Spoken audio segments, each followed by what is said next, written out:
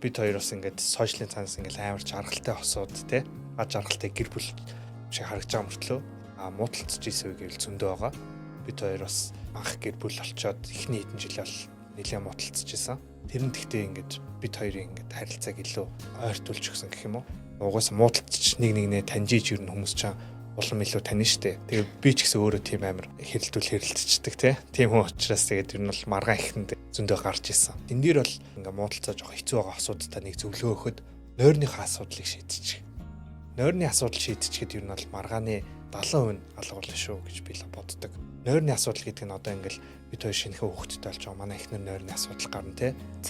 Миний тухайн үед хийдэг байсан ажил бас жоох ойрогоор хийдэг байсан учраас нойрн жоох ингээд доолтолтой онгодол маргааш нь ингээд жоох ууртай тэрийг бол нойрноос болсон гэдгийг мэдэхгүй. Тэр нь бол тийм маргааны асуудлууд бол зөндөө гардаг. Бас хайртай хүнийхээ төлөө өөрчлөгдөх хэрэгтэй.